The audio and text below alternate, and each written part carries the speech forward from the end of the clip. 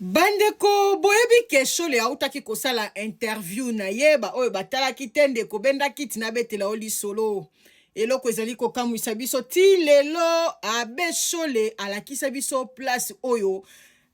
babandeko boma baswahili te biso toyebi ke bandeko kanga ba Rwanda kota stade de Marti shola bimela biso awa lobi no ndenge ezali wana baza ko boma baswahili ti lelo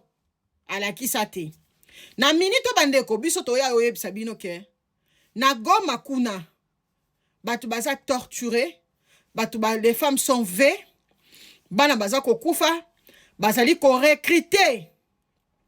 ba jeunes garçons, pe armée rwandaise eza kokota butu. Chola préféra qui alongola makolone kotulu sans a condamner ata makamu Rwanda za kosala sans condamner nanga encourager ki kutu nanga ba encourager ki yesen ko encourager balobi bazana besoin ya jeune moko tala basango batie Corneille nanga na erreur batie pena na erreur grave na minute Corneille nanga ndaza en danger. Corneille nanga ayebi place ko boka nzoto te aya kosala interview na ye ono ndenge ezali wana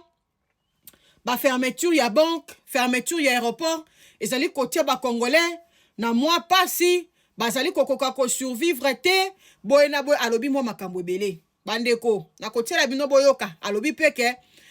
par rapport à ba tourno ba utaki kosala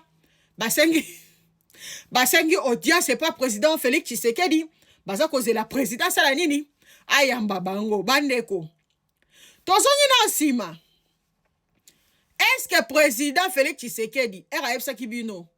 bokende kosola na ba congolais lokola bolingi dialogue esala entre biso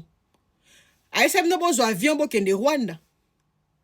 est-ce que boyebisa ke kende to longwe pa na yo boy tozo kende Rwanda parce que on a comprendre abe solete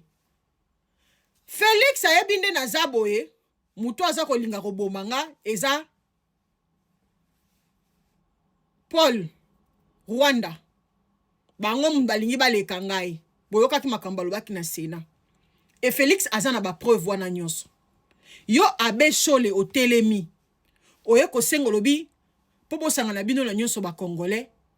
oke ko se retrouver ti na Rwanda pe ba loger bino basali bino makambo nyonso après na sima nango bozongi oh non président il faut yamba biso to pesa ye rapport ya makambo eza oyo to solola ki na batnyoso to solola ki to yebisa ye na pesa mino réponse président lobi président yebisinga lobi na yebisa bino ke azana tante ya koyamba bino azana ba tourner fois banda ba tourner na ba province kuna boyebi ke bino moko bobelela ka banzala eza ba province ebele bat bezo ko souffrir ye mo aza ko kende kotala na banzela makambo eza bien te donc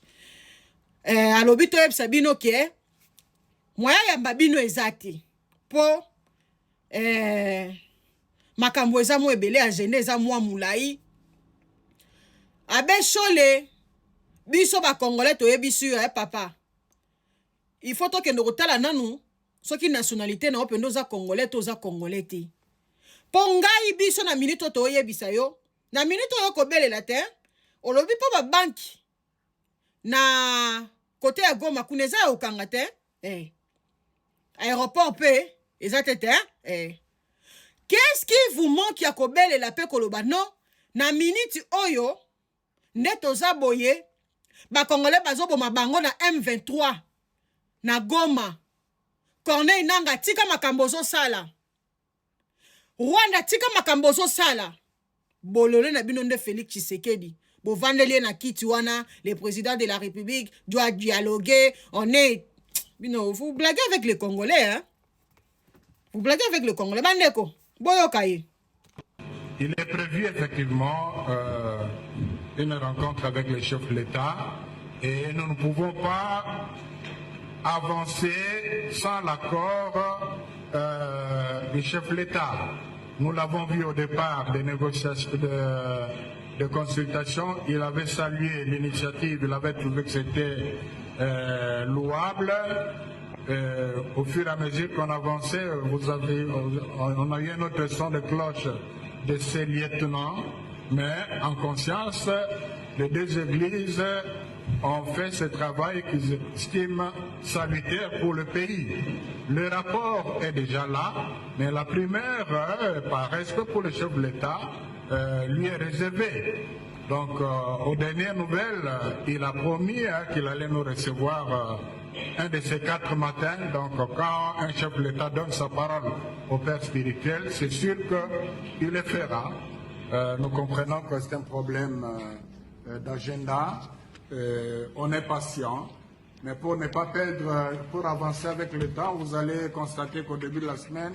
on va lancer l'appel à manifestation d'intérêt ou à candidature des scientifiques intéressés par les thématiques à développer. Il ne s'agit pas du commencement des ateliers scientifiques. Il s'agit d'identifier les personnes intéressées pour qu'on leur propose des méthodologies plus efficaces qui se mettent déjà au travail, et quand les conditions seront réunies, on aura gagné en temps. Donc pour le moment, nous attendons que le chef de l'État nous reçoive, qu'il nous dise ce qu'il pense. Il n'y aura pas